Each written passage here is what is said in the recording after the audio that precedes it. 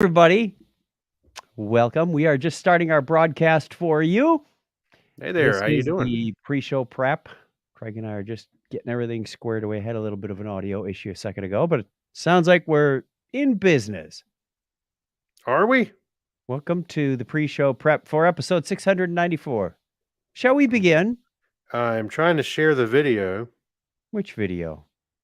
So I was going to share it on Facebook. Oh, share it on Facebook. Oh, yeah, good luck with that. I know. They changed up, I swear they changed up some of this stuff. I Share. clicked on one that said, Steve London has responded to your question. I pull it up and it brings up like this analytics page for the group. I'm like, who asked for that? I know. I don't It's a understand different it. experience every time. What the heck, Facebook? I know. I'm really getting tired. I don't know. Social media has turned into kind of a muddy mess lately, hasn't it? It's getting a little difficult. Yeah. All right, where's our... They're not making it easy for me to share my life. So, Yeah. Heck, it's hard to be social when the media isn't cooperating. That's right. Let's go to here. Find our video. Oh, that's nice. Another crazed lunatic picture. Par for the course, buddy. Maybe I should take a hint. Yeah, right. Okay, I am still me, thank goodness. Let's do let's see. Share as me, which changed the layout of the page. Share, public. Not even going to worry about a comment or anything. Okay.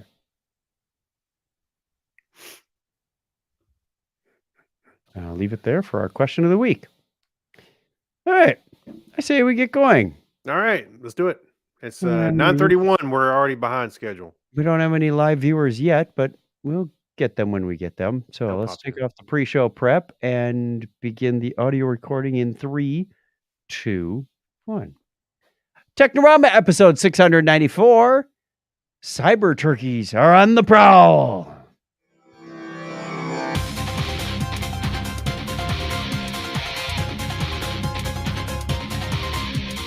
That almost sounds like the title of a song, doesn't it? I know. Yeah, it sounds like the Talking Heads song. Cyber turkeys. Talking Heads, maybe. Cyber turkeys. Oh gosh. Yeah. You're just making Thanksgiving more appealing as we go along here. Hey, welcome to Technorama. This is the show that takes a lighthearted look at tech, science, sci-fi, and all things geek. If you're joining us for the first time, welcome. If you're coming back, welcome back. Thanks for having us. It's a totally free podcast and worth every penny. That's right. I'm Chuck Tabasi from Phoenix, Arizona, and that other voice you hear if you're listening to audio, or that other face you see right over there if you're watching the video, is Mr. Craig Stepp. How are you, Craig? I'm doing well. I am doing really good. It's been a long week. It's been a long week, I'll tell you that. We are inches. What do you mean? It's a short week. No, well, it has been Sunday. It had been a long week. Like last week. Yes. Okay. Why? Until now. I don't know what next week's going to be like. Well, I kind of do. But was it a long week because you actually had to work 5 days? Yeah, that's it. Yes, it is. No, that was part of it. But yeah, it's just a lot going on. A lot of wheels turning. Great Grandpa Stepp wouldn't give you any sympathy. I had to work 7 days from sundown to sunup to sundown. Yeah. Old man yells at cloud. Yeah, and now this old man across from me is yelling at the cloud, but he refers to a bunch of servers. That's right. He's yelling at other people's computers. Not the same. Shall we do our feedback? We got some feedback this week. Yes. Question of the week, and we had some other stuff. So let's play that funky music, white boy. Letters. Oh, we get letters. There's letters. Letters every day. Mailman, mailman, mail today. Reach right in and pull one out. Those letters, I love those letters. Let's find out what you got to say. Oh boy! Mailman, mail today. Still sounds like Men and Gay. Oh boy! I know. I swear it does. Okay. He haunts this house to this day. Well, he has a lot of his possessions still there. Probably. No, they're my possessions now. Yeah. Oh, okay. Okay, we asked a question of the week last week. We asked, what is your favorite desktop or mobile app? We got a couple on the Technorama page. One from Steve London, who said he also got his T-shirt. He sent a picture. He got his patron T-shirt. Oh, he did? Yep. I missed that. Made it to Sweden. Sweet. He said, apart from Chrome or Edge, depending on the current customer, the one app I can't be without is Notepad++ with a few Oh, plugins yeah. and Nope. Spotify. Yeah. Yeah, Notepad++ is actually really good. I've used it for a long time as a We quick can- editor.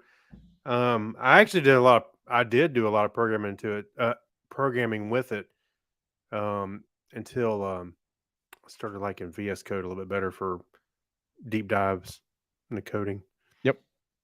I gotta say, Visual Studio Code is my go-to visual editor. I still use VI if I just need to smack out or throw.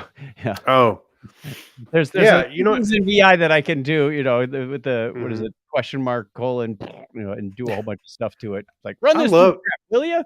I love VI.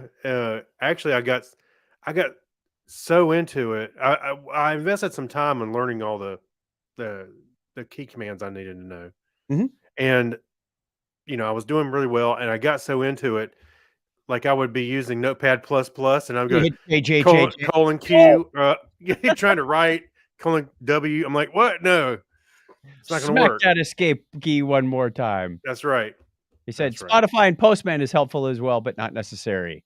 Mike Robinson says Firefox and Spider Solitaire. Interesting. Okay. Let's go to our shares. I shared once, you shared twice for some reason. Not sure what happened there. I got overzealous. Oh, wait a minute. When I went to people who shared this. Oh, I see. Those are your comments on yours. Okay. Yeah. You look at yours, I'll look at mine. All right. So Go ahead. some old school buddy CJ Lamb says Google Maps. I agree. It's not cutting edge for 2022. Maybe a little bit, but as a salesman, it's the most used app ever. Prior to 2009, I was mostly MapQuest. Remembering to print those things out, I know a lot of people did.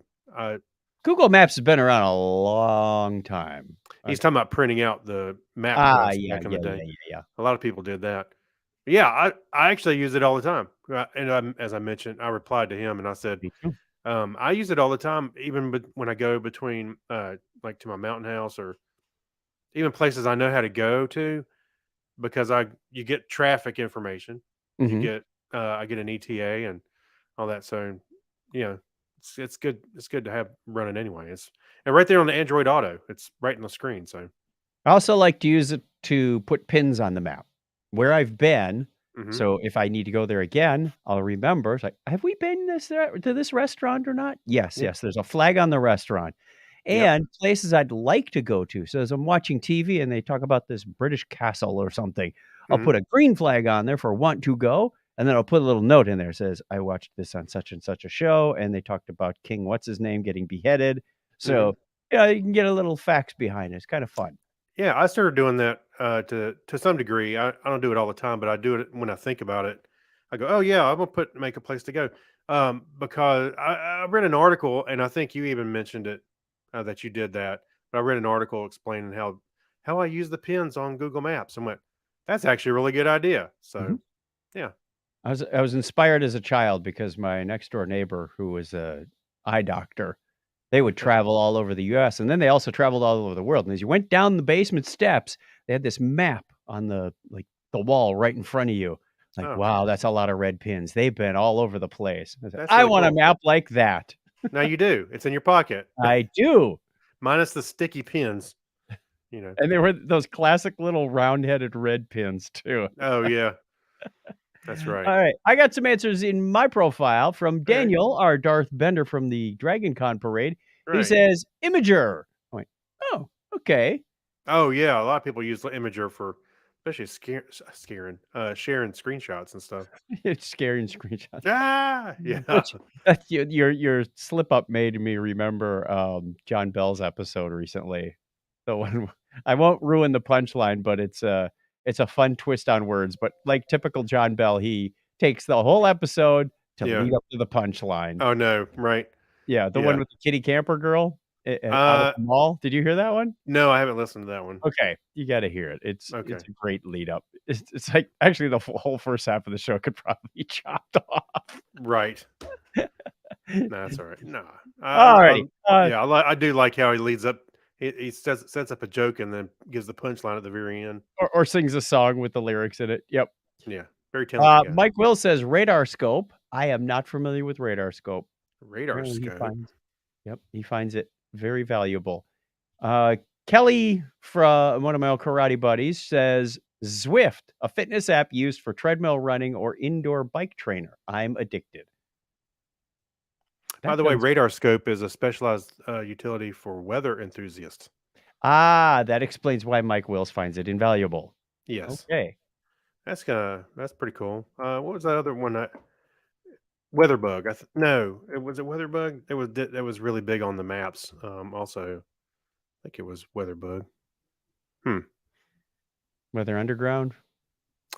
Underground weather? There's not maybe I'm trying to remember now. Weather underground. Careful. That's also a what was it? An activist groups like the Symbionese Liberation Army from like the Patty Hearst days. There was a weather underground. That was but there's also an app by the same name. I was watching a documentary going, really? Same name? Wow, that's kind of weird. Do you know where my mind went when you said that though? We're the People's Front for Judea, or the Judea People's Front. From Not to be confused with. I just watched that not so long ago, and that went right in my head when you said that. That's pretty funny. All right, we will have another question of the week for you at the end of this show, but I want to get into the voicemail. We have one from Crazy Joe, who, not surprisingly, called in with a correction because we need those. Good morning. It's Crazy Joe from Crazy Joe Adventures on YouTube, Crazy Joe's Concession Stand on YouTube, a channel, by the way, that was named by Mr. Craig Stepp. Concession Stand. I'm calling to correct Chuck on a little error made on the last show. Yep. Dawes Butler, voice actor Dawes Butler. Chuck mentioned that Dawes Butler was the voice of Woody Woodpecker. No. He was not. I messed up. Woody Woodpecker has had many voices over the years, including the legendary Mel Blanc, and even Philip Fry himself, Billy West, was the voice for Woody Woodpecker at one point. But Dawes Butler was never the voice of Woody Woodpecker. Dawes Butler is probably best remembered as the voice of Yogi Bear. All right, guys. Keep wearing those pajamas. Yeah, Billy West did Woody Woodpecker from 99 to 2002. The one I was most familiar with was Grace Stafford, who voiced Woody Woodpecker from 1950 to 1991. Wow. That's a long time. That is a long time. That's about as long as I've been doing programming right now, and I'm ready to quit. Right. Dawes Butler is actually better known for a lot of his Hanna-Barbera cartoons. He said Yogi Bear. He's also got like Elroy Jetson, Huckleberry Hound. Was it Huckleberry? Yeah, Huckleberry Hound, Quick Draw McGraw, just bunches of them. So my mistake. Yes, I jumped the gun on my cartoon voices. I did not see Mel Blanc in Woody Woodpecker. Hold on a sec. You know what? He did every other voice probably in Hollywood. I was voiced by Mel Blanc from 1940 to 41 and 48 to 55. He's right. Yeah. Wow. Yeah.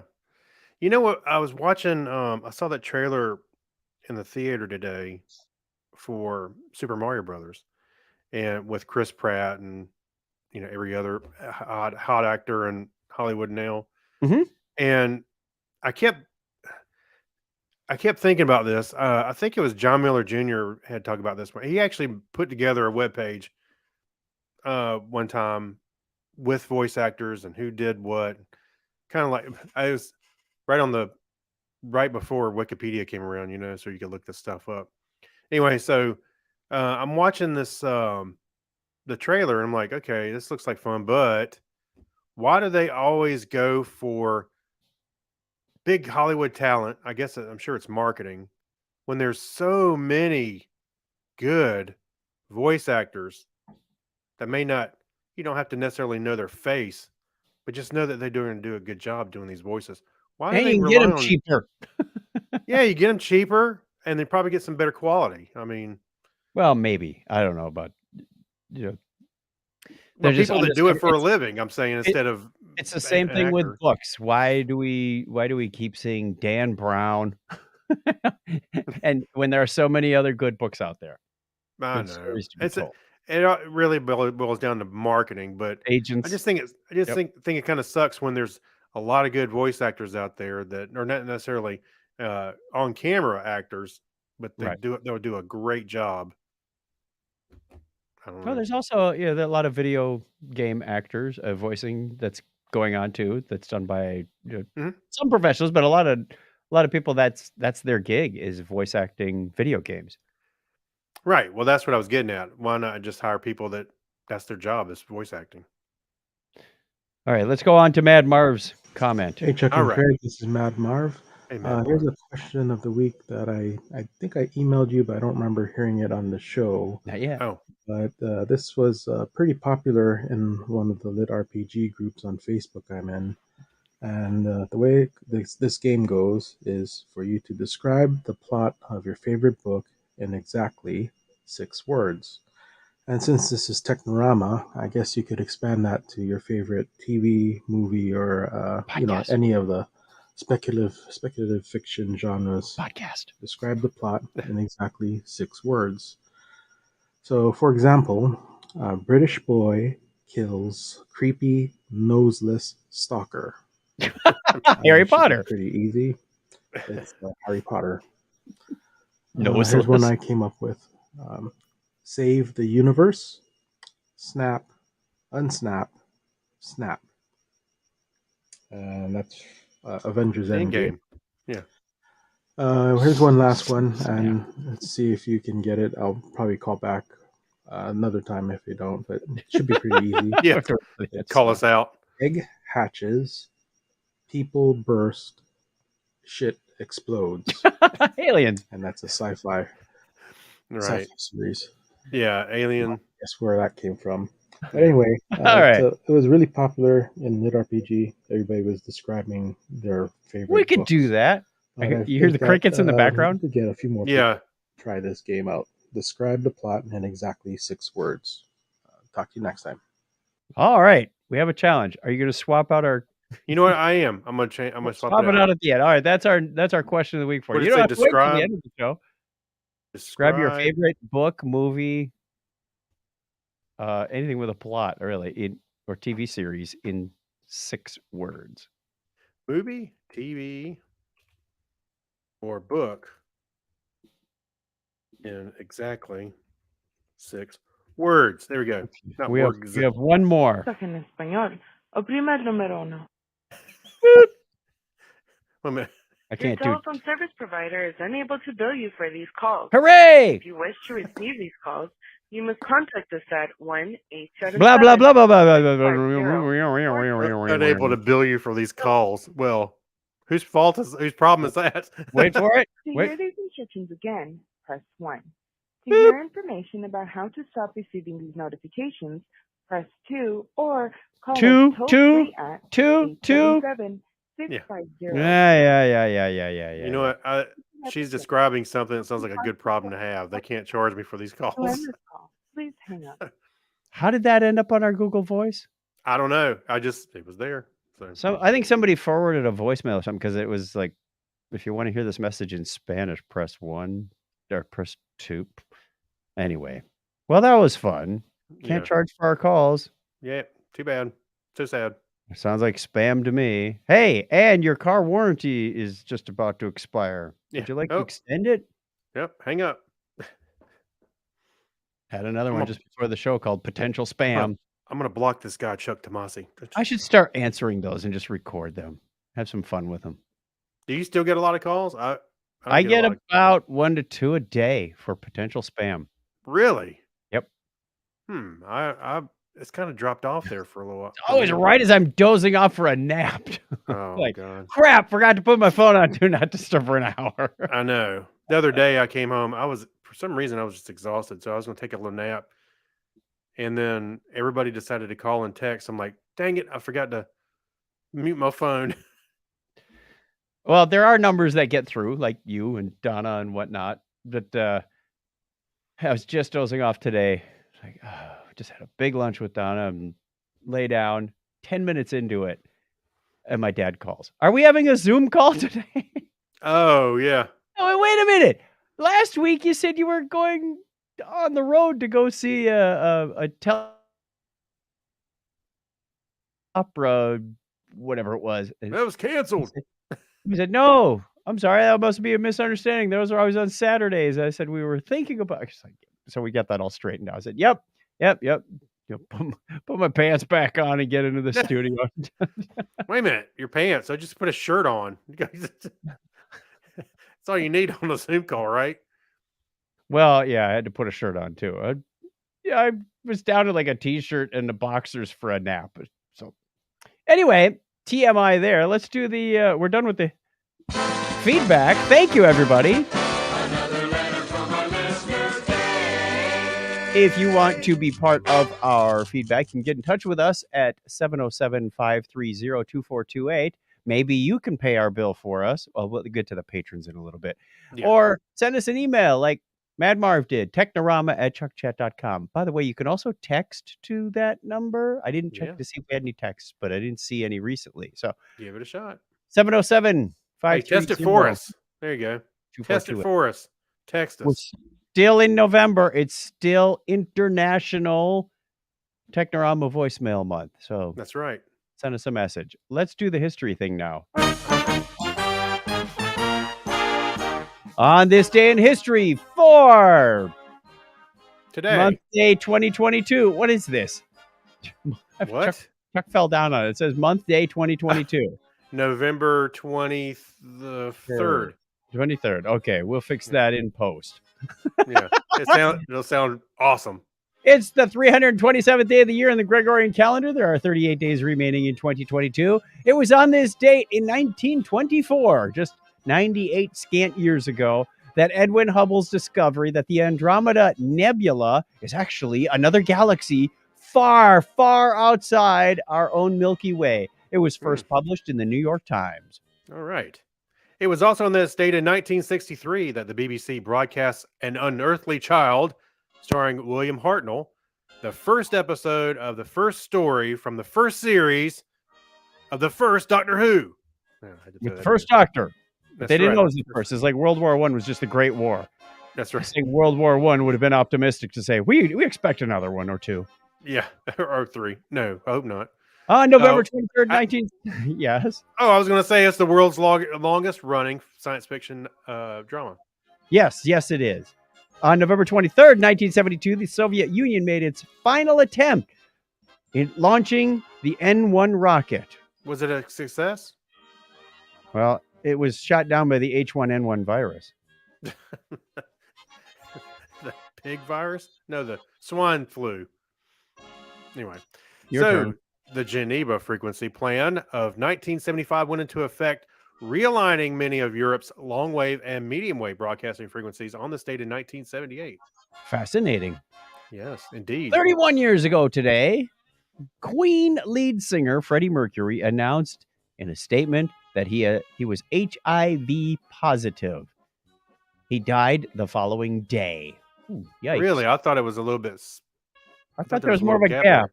But I thought there was... Yeah, that's what I'm saying. I thought there was a little bit of gap there. Oh, well. It was 30 years ago today that the first smartphone, the IBM Simon, was introduced at Comdex at Las Vegas, Nevada. Not the game Simon. No. Not the game Simon. Yeah, you got to answer the call by pressing the red, blue, yellow, red. Yeah, that's right. Wasn't good at texting either. It only had 4 buttons. Wow. It was also on this date in 2001 that the Convention on Cybercrime was signed in Budapest, Hungary. And it was also on this date in November 23rd, 1915. I was rolling 2015. See, I'm out. You're messing me up. Just read the words that are on the screen, Craig. Blah, blah, blah, blah. Okay, so it was November 23rd, 2015. Blue Origin's New Shepard space vehicle became the first rocket to successfully fly to space and then return to Earth for a controlled vertical landing. Haha, SpaceX wasn't the first. No, but they sure have made their mark. Happy birthday goes out on this date to French astronomer and author Pierre Charles Lemonnier, born on this date in 1715. And English mathematician and author Isaac Todhunter was born 202 years ago today, and all the Todds shuddered because they were being hunted. I get the hard names this time. Johannes Yay. Diederik van der Waal, Dutch physicist and thermodynamicist. Whew, this is a hard one. He's also a Nobel Prize laureate. He was born on this date in 1837. And born November 23rd, 1887, English physicist and chemist Henry Moseley. Anne Burns, the British aeronautical engineer and glider pilot, was born on the same date in 1915. And born November 23rd, 1924, English-American anthropist and author Colin Turnbull. What's an anthropist, Craig? Anthropologist, excuse me. I should know that. That's what Kim went to school for. Oops. It's the abbreviation. There should be a hyphen or apostrophe in there. Also turning 59 today is American businesswoman, president and chief operating officer. Chief.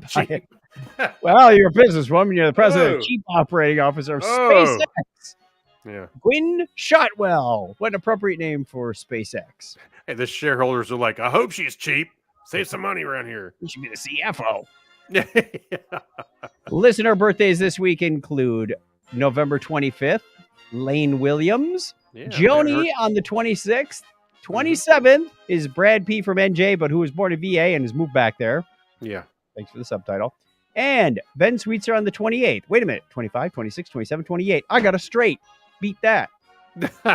You sure did.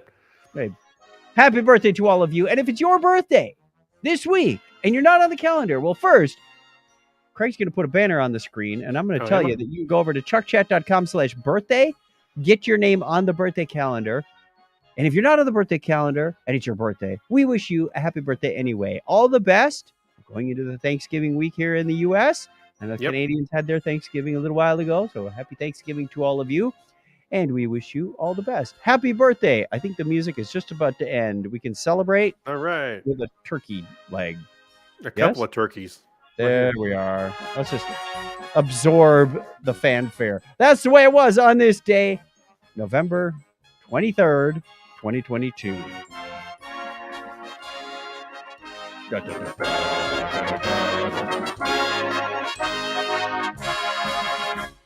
Struggling to spell November. I was going to see if that N1 rocket was successful, but this Wikipedia article is pretty in depth. I'll have to look at it later. We have some comments. Are you watching the comments? I was not watching the comments. Yeah. Mike Robinson says, I thought they could fly. Thanks, Les Nessman. Yes, right. Classic Thanksgiving humor. All right, we have some news and hot off the press, just moments before. Startling news, everyone. Moments before the show started, I was sent an alert from CNN, who just posted an article on their site. It says, where did Earth's water come from? This meteorite might hold the answer. Now, the theory has been that meteorites, comets smashing into the Earth a long, long time ago brought forth most of the water to the Earth. Well, this one that landed in, I don't know if I can say this right, but Winchcombe, Gloucester, I think.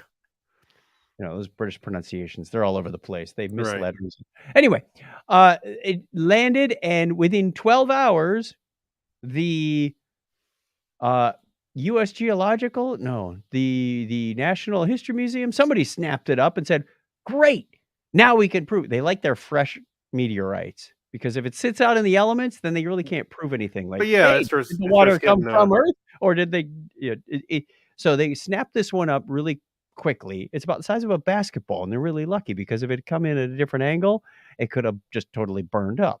Yeah. So they found this one, they snapped it up, and they said it's 11% water.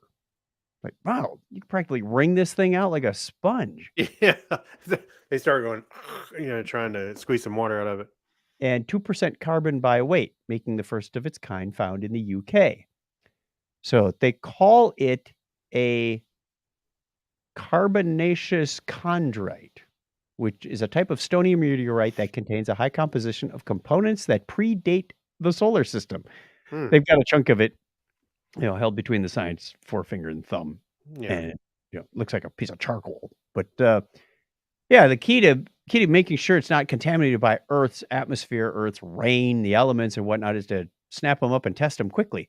It currently resides in the British Natural History Museum in London, and it's on display. So if you want to go see the actual one that was found, that says, hey, it's kind of starting to prove out the theory that, you get enough of these things running into the earth and we could have some water. I could get this vision of before they actually found the meteorite, a dog walked up, sniffed it, peed on it, and they go, "Oh, it's got water in it." Highly acidic too. Yeah. No, that's Funny. why. It's the earliest example of urine from the universe. I'm sorry. I'm just it's one of those days. Oh, the creator had to go somewhere. All right. In other bad news, yes, with our bad humor, legendary computer scientist Fred Brooks passed away this past week, November 17th. And he's probably best known for his book, The Mythical Man Month. This article was written by Stephen Bellevin, who is a professor of computer science at Columbia University and one of his students for a long time. He was born, April of 1931. So this guy was over 90 years old. Yeah, he was. Yeah. And still going. He was involved with some of the early IBM works. He spent most of his career at IBM, is the way I understood this and read it. With the ill-fated IBM 7030 and the 8000 series, the 7094, but really had some impact on the System 360, the S360, and particularly the OS 360. He's one of the guys that gave us like the 8-bit byte and the 32-bit word. Yeah. Word, man. Word to your mother. Then, we just did that story, what was it, last week, about the computer that had like a 9-bit word or yes, 15-bit. Yeah, it was odd. Something we don't normally see. Nobody really standardized on those things back then. Yeah. So very cool stuff. Great article if you want to read through some of his history. He's done a lot of stuff. Nice write-up by Colin or Stephen. Stephen. Yeah. So sad to see some of these legends go. Would have been nice to talk to him on Technorama, I guess. I know. Man, I think it's time to dig up some people for interviews. Don't say dig him up. I know. I mean, I'm not talking about him specifically. It's a figure of speech. Digging up some of these dead legends. Contact. How about that? We'll have to reach out and contact. There, is that better? Sure. Okay. We'll just have to see. I think we also lost was it the guy who invented email or sent the first email, something like that? Oh, that I don't know. Did we? So, yeah, some of these people that are kind of unrecognized and under the radar are disappearing. I could be wrong about that one. It might be somebody else. All right. I was talking to somebody the other day, and they were talking about how they still use SendMail, and I was like, it's pretty. And I started thinking immediately how old SendMail is and how useful it still is. It's pretty amazing. I hated the sendmail.cf file with a passion. Worse than I hate CSS. No, the app, yes, is great, but the config file was a nightmare. Yeah, especially if you had, we just made an acquisition and we'd like all the email from this domain to go to our domain, but show up like this and make sure it's like, ugh. Yeah. Oh, yeah. I've been there. Yep. Nasty thing. All right. We also have another article from phys.org about researchers discovering a common fungus and how it can remove toxic mercury from soil and water. That'd be awesome because we have a lot of the e-waste. Yep. So yeah, that'll Well, not just e-waste, but like mining operations. yeah. Oh, Well, like yeah, going back to like the machinery. fanning for gold in the 1800s. We're just, or even there's still people that are, what was it, Colombia, Venezuela, whatever it was, where they're mining for gold and they're still using mercury. It's like this guy's got his leg in a barrel stirring up the mercury. It's really kind of scary stuff. This is Oh happening God. today, so people can get just a few little Right. grams of gold, and then they're not getting a whole bunch of money for that. It works its way through the chain of command, Right. and some of the jewelry you might be wearing costs somebody a leg, literally. Anyway, but getting back to our article, this was Mhm. discovered at the University of Maryland. They found that a fungus called Metarhizium robertsii removes mercury from the soil and plant roots. What they did is they put some of this fungus into the soil and then they planted like corn. And they Yep. went, hey, the corn grows, the food is edible, the mercury is broken down into less toxic version of it, and away we go. And they said, well, wait a minute. They kind of accidentally discovered this. They knew about this fungus because it was growing in mercury contaminated places. It was like the only thing growing, but they didn't Right. know it was actually working to break this stuff down. So Right. they said, what if? And they put two and two together and they got this. Of course, being scientists, you got to prove a whole bunch of other stuff. So they isolated a couple of genes and they said, what if we took those genes out of this fungus and put him in this other fungus? And then that fungus started to work just like the Right. Metarhizium. And they went, okay, well, that's cool. And the fungus that they took the genes out of didn't work anymore. So they went, that's pretty conclusive. That's down to these two genes, which is kind of cool. You know what? I'm smelling a plot device for Star Trek Discovery next season. More fungus. We already Yeah, did the mycelial network. I know. Look, this mycelia network also cures foot fungus. Yeah, it breaks that down too. I wound up between Tilly's toes. Ooh. All right, that's enough of that. Yeah. So cool stuff from the science department on a couple of different articles. And let's go to the Hacks and Strange Stories. This is an interesting story. Hey, by the way, I thought this at first. When I read this, I thought it was something from The Onion. It does sound kind of super unbelievable. It's a story about, I'm going to miss his name. What was his name? But Blake Martinez. He Blake, was a yeah. Green Bay Packer for like 4 years. I remember him playing not too long ago. Mhm. He went to the Packers, played for 4 years. He went to, was it the Jets? Anyway, he played some football in the Giants. Had an ACL injury, and then he went to the Vegas Raiders. But he still, during COVID, he reignited his passion for looking for Pokemon cards. He's Right. a Pokemon card collector, and he found a very rare one and sold it for over $650,000. He said, "Well, that's enough for me. I'm done. I'm done." He's 28 years old, and he said, "I don't have to play football anymore." Apparently, you can make more doing the card collecting and trading and selling than he You can playing can. football, and he's not going to end up with a concussion going to the card Well, store. unless he gets excited and hits his head on something, falling. I don't know. Just with a- true passion and good source of income for him. So good on him. You know what? Harrison he has been playing Magic for a long time, and he's got Yeah. a lot of cards, and I think he's actually got some that are also very much worth something like this. And it's kind of amazing that these cards will go for 650. I don't know who would drop that kind of money on it, but I certainly wouldn't consider it. Would you? No. It's all in what the buyer believes is the value. I know. I understand that. I'm just like, it's just hard to think of spending that kind of money on anything other than some real property like a house or something with a title. So get this, he sold it for $672,000. Hmm.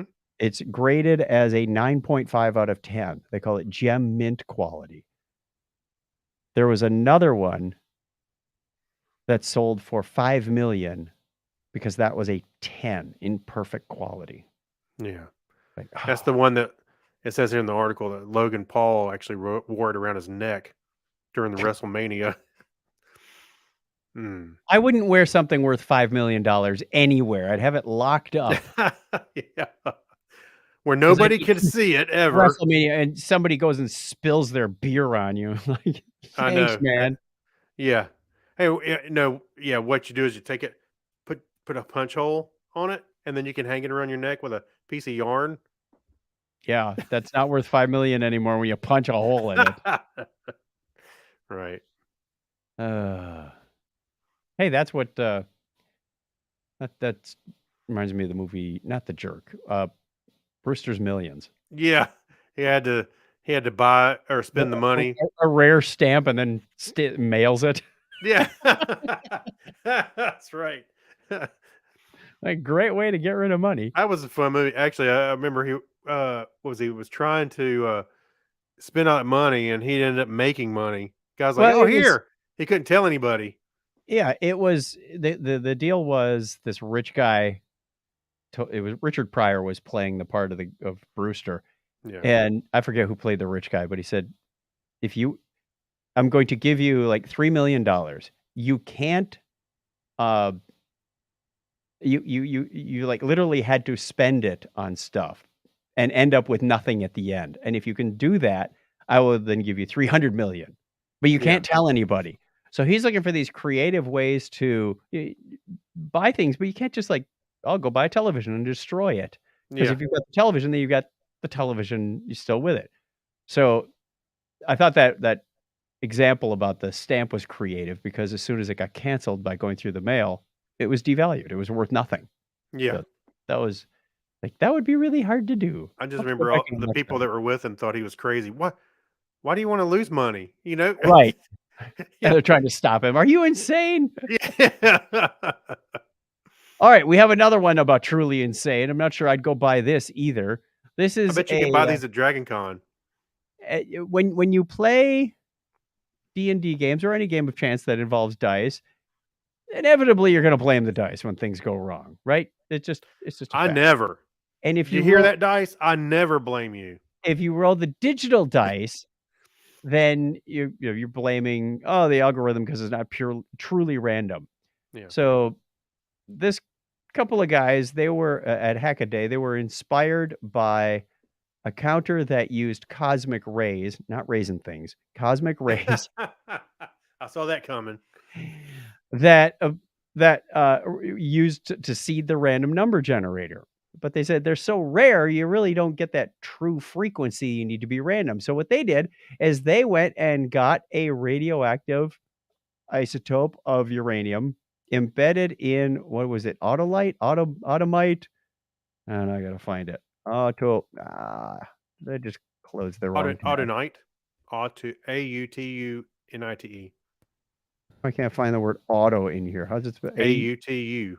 A-U-T-U.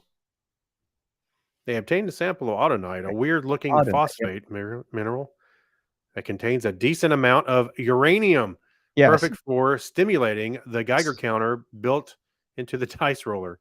And it also has the advantage of glowing green when you hit UV light on it. So they made this little cabinet that almost looks like one of those old pocket arcades. Yeah.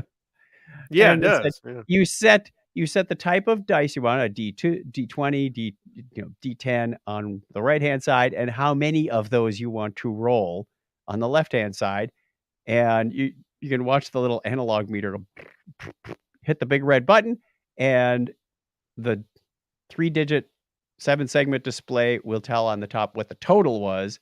So if you say, I want 6 D20s, it'll roll them, and it'll tell you what the outcome of 6 D20s is. And on the bottom, there's an LCD backlit that tells you, I got an 18, a 4, a 5, and it reads out how many of these you actually got. So I mean, it's kind of cool from the perspective. They also they watched the video and they said, we made this out of thin MDF, the fiberboard stuff. Yes. Yeah. They said originally we were going to do, what was it? Lead. No, plastic or something.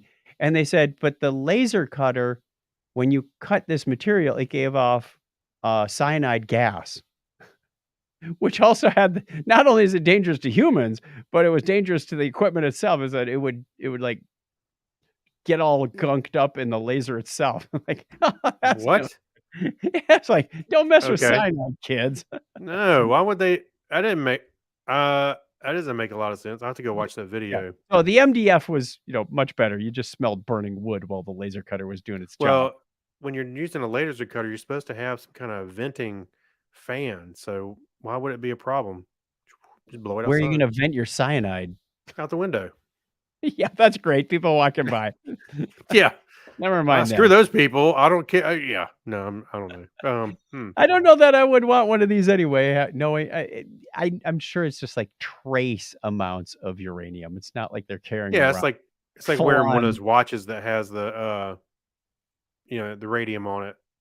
So you can see in the dark, glow in the dark. I don't have one of those either. I think they were banned. Were they? No, they The weren't. video itself. Yeah, the younger kid, you can tell he's reading and he's not an accomplished Right. actor. You can see his eyes going back and forth. That we built this in 6 weeks. Here's the video showing our montage of the Here's build. the riveting video. I am very excited to be here. Very cool stuff. I mean, there's an Arduino inside. That's about the only downfall of this whole project was the presentation at the end. Okay. Well, Other than that, pretty darn cool. I've got a build out of my own that I need to work on because I'm making a ServiceNow version of Family Feud, the game show. But I yes. need the button smacker where people are up there one-on-one and they're trying Well, to I get. thought you already solved that problem. No. It has to light up and make the noise too. What was the thing that you bought for the Jeopardy? That was something I got off of it was for kids games that Stacey Yeah. Bailey pointed me to. But the problem is you probably saw it in Jeopardy is people would push the button, but if they didn't push it just right, it wouldn't register. Yeah, well, that's And true. when Yeah. you clear the results, if the idiot me is pressing the wrong button or holds it too long, it starts going into this disco dance reset mode, and it just throws the whole pace of the game see, off. the Jeopardy would have been much more fun with that. The Jeopardy was a lot of fun with that in New York and San Diego. It was. Sydney. I had a good time playing that. It was good. I'm So- just kidding. It was good. You were kidding that you had a good time? Yes. No. No, it was fun playing Jeopardy. Okay, let's give a shout out to the chat room. Especially when we already we did, but especially when we put in numbers and something else, a symbol, and it said NAN. Nan. All right, we are running really long. We still got to do a lot of stuff, and we're 45 minutes in this show. So All right. apologies already for our chit chat. Quick shout out to the chat room. We did see Mike Robinson and some other people were in there, but they just didn't say hi. I saw the counter going up. But if you want to be part of this fun and chat with us on a Sunday night, Sundays at 9:30 Eastern time, you can find us on Facebook or YouTube. Just look for Technorama Podcast. We'd love for you to join us. Yes, please do. Which walks us right into the patron. Yay! Because our bill for StreamYard is coming due at the end of the month. Yeah. We gave our donation to Wikipedia people for their help because they do the history thing every week.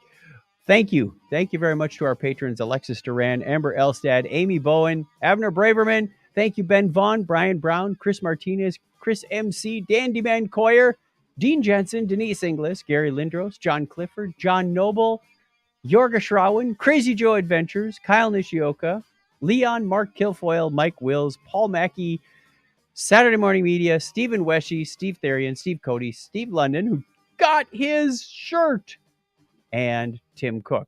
I didn't hear if Avner got his. I'll have to check.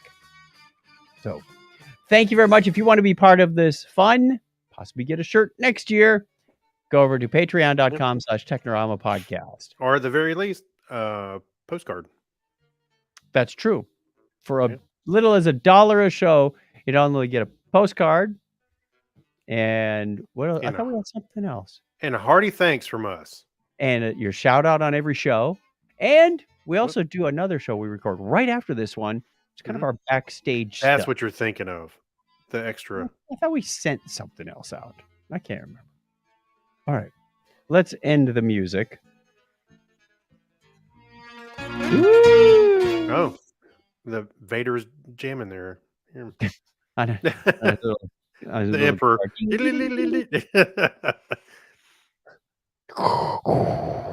On drums, Padme. Yeah. Right. Give a huge shout out to our keyboardist.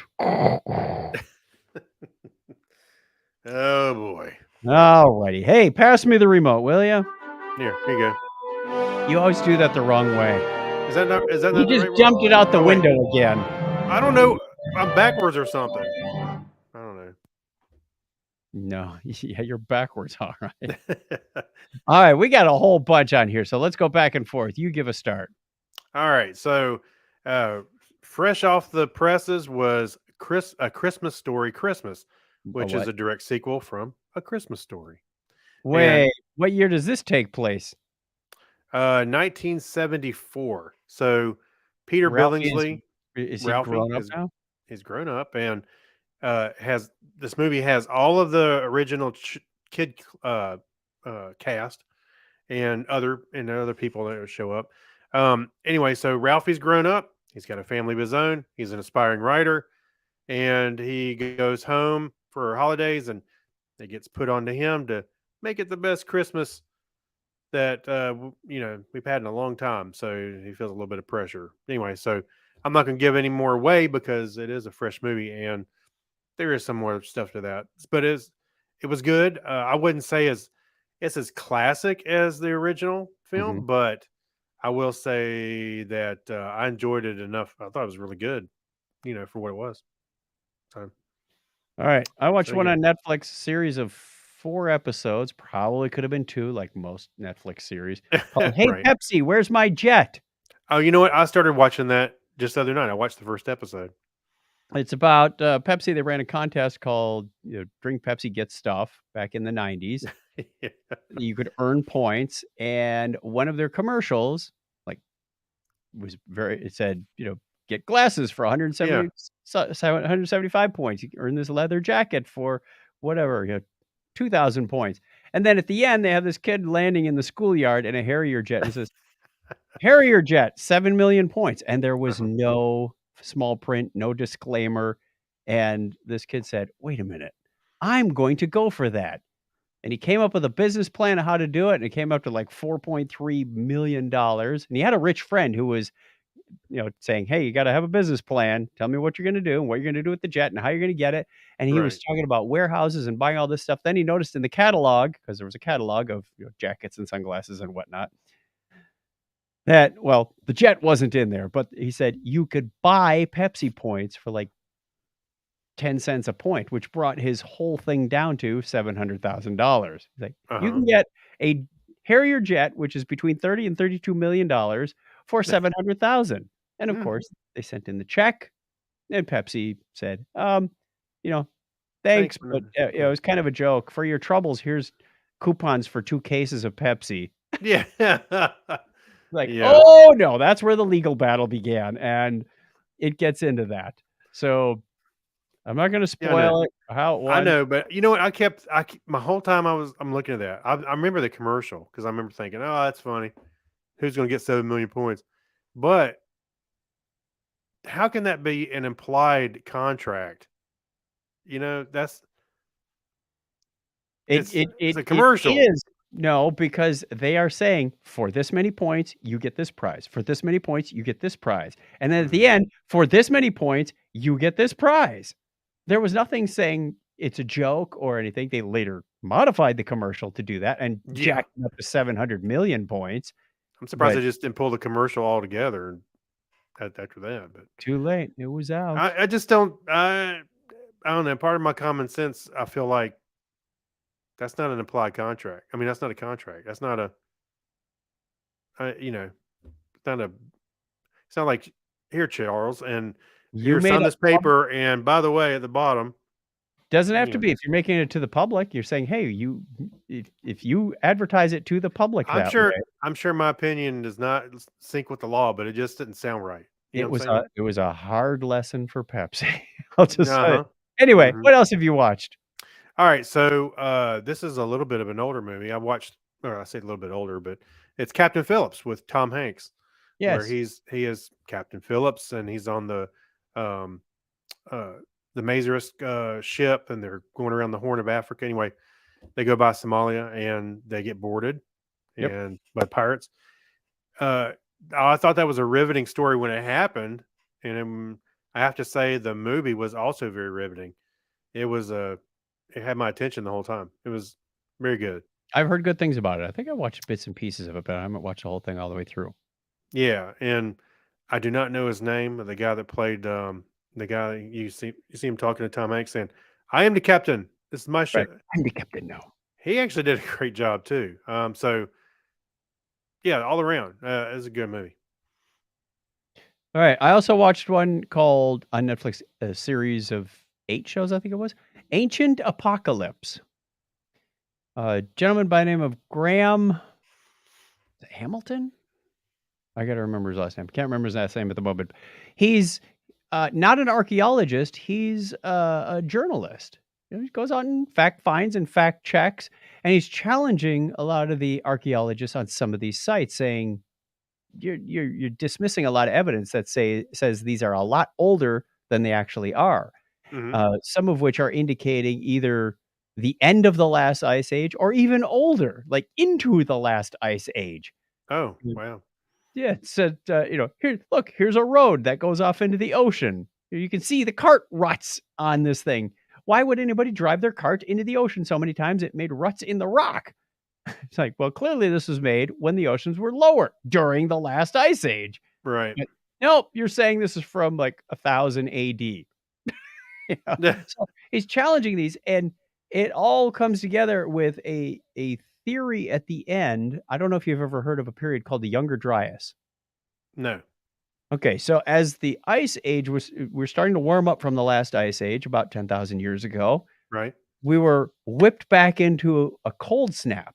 And it wasn't just a cold snap, there were like fires and volcanoes and all kinds of things going on. It was like a mini destruction period. And a lot of humanity got wiped out. Uh, and there's evidence that says this is from a meteor strike, but not just one meteor. It was kind of like Shoemaker Levy 9, only Right. on steroids. There were a lot of them that hit over like a 2-week period. Okay. And down in Mexico, you can see that what they call this, like kind of like the KT layer, where you could see the period where there were dinosaurs, and then suddenly Yeah. there's this layer, and then there weren't dinosaurs. Yeah. Well, Right. that was 65, 66 million years ago. This was 12,000 years ago. So they said, well, this is similar, but on a smaller scale. And they said, this is likely due to a lot of the stories about flooding. Hmm. A lot of stories about flooding because Yep.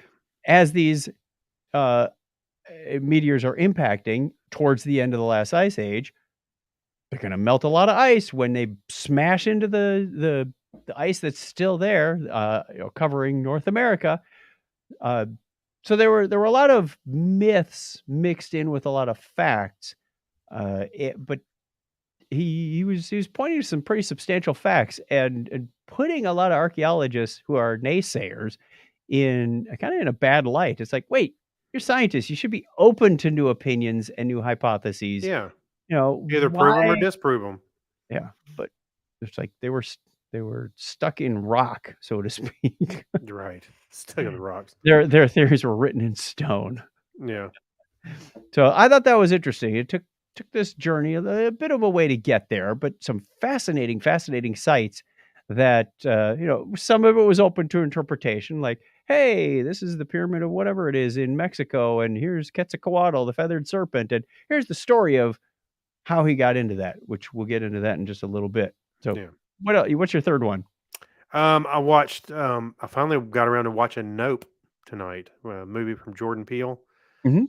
where there's these guys. This family has a horse ranch, and they traditionally have been doing them, using the horses for movies and stuff. And uh, anyway, so they noticed that something was weird going on at their ranch.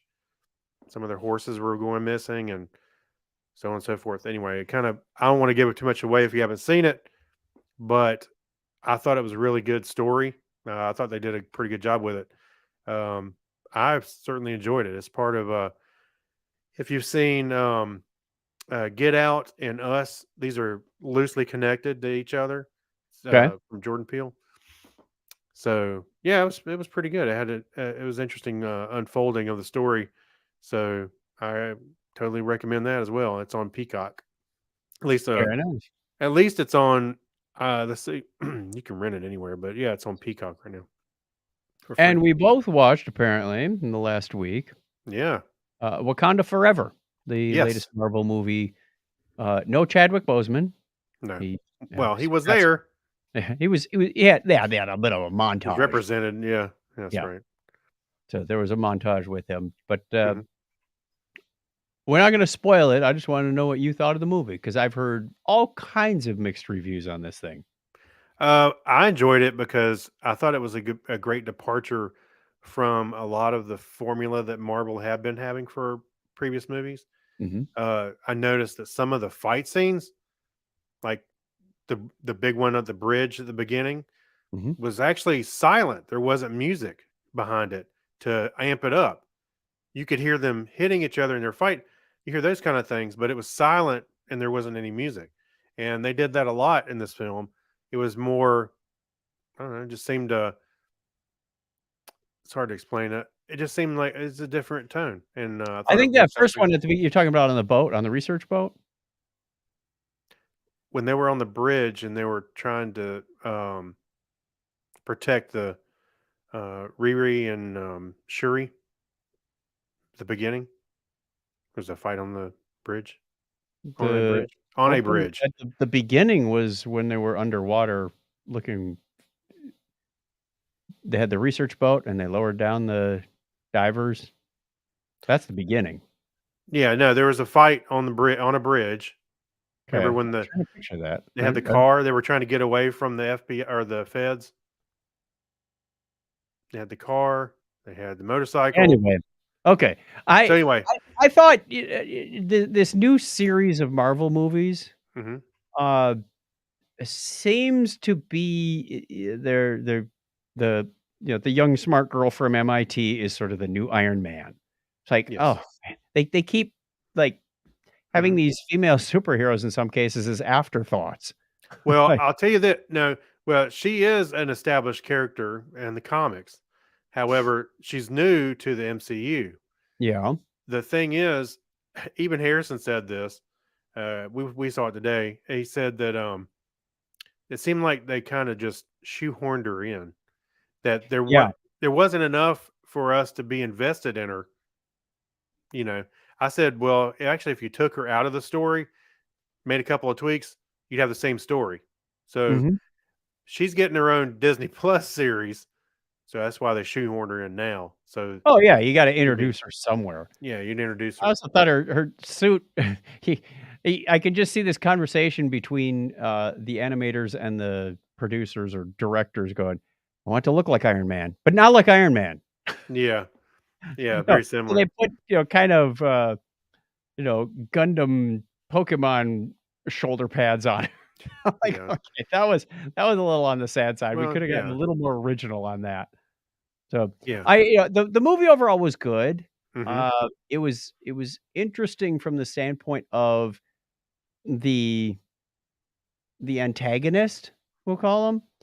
He kinda reminded me of somebody we met on our honeymoon back in '88 wearing those same green You walk shorts out of the ocean. every Hey, how's it day. going? Yeah, Yeah. pretty much. Every Yeah. day this guy had on those same green shorts. Uh, I thought it was maybe a little far-fetched on his backstory, um, Oh, but, it's a movie, it's Marvel, so yeah. sit back and relax. It's just I thought he was fine. The only thing I wish is that it seemed like they were too much butting heads. I would have liked to seen one of uh one of them, Shuri or him, trying to work a little harder at convincing the other one that they need to work together rather than beating each other up. That's the only thing I thought probably needed a little more, off center kind of something for them to work together. Anyway, but yes, overall I thought it was a good movie, well done, and that the at the beginning, the Marvel logo as it comes in, it says Marvel Yeah. Studios. Yeah. Usually they have the Avengers, and you see them on the lettering, and it was all Chadwick Boseman. I think they did that Yep. that well, and it was all silent. That was silent too. It came in Right. really cool. All right. Well, we ran a little bit late on this one, but That's all right. appreciate you It's sticking around podcasting, right? anyway. It's Well, you can podcast. skip this next article and just Yeah, go to we got an article in the Geek Library about artificial neural networks and how it's good for them to take a nap every once in a while, like we do. I was gonna say I've been experiencing that. Yep. Yeah. And we also have our question of the week. Don't forget, this came from Kyle earlier in the show. Describe your favorite movie, TV, or book in exactly 6 words. We're going to let you know what we get back. Are we doing? I'm wondering. a show I'm next hoping week? that movie, TV, or book is not too broad. No. So we can't figure it out. Are we doing a show next week, Craig? No, we are not. I won't be around. Okay, that's what I wanted to ask. So we're Yeah. taking our Thanksgiving weekend off, and Yep. we will talk to you again when we get back in early December. That's right. So thank you very much, Craig. Thanks for helping out. Let's play some of that music while we roll the credits. Thank you, everybody, for the patron support. You can get in touch with us, or if you want to be a patron, don't forget, patreon.com/Technorama Podcast. If you want to get in touch with us, look for Technorama Podcast. We've got a phone number, 707-530-2428. It's still, you leave your voicemail here. We'll play it in December. We really will. You can leave a voicemail or text us. Anytime, 707-530-CHAT, or email us, technorama@chuckchat.com. We'd love to hear from you. Find us anywhere on the internet, Technorama Podcast. If you just search for Technorama, you're still likely to get the Swiss Science Institute just outside of Zurich. Right. So we don't want to confuse you. We need a partnership with them. Until next time, tell a friend about Technorama, and Craig, give us a binary high five. All right. 101. Bye, everybody. Thank you. See ya. Audio recording has stopped. And we are going to stop the video broadcast. Thank you, everybody who joined us, whether you're watching live. Love to see you Sunday nights at 9:30, or you're watching later. Yeah, that happens. That pause was intentional. Time shifting. I can't shift time. Time. I'm no good with the time clutch. That's right. That's why you live in a state where you don't have to change it. Right. If you can't find them, grind them. That's right. So take care, everybody. Stay safe. We'll talk to you again real soon. Bye. Bye.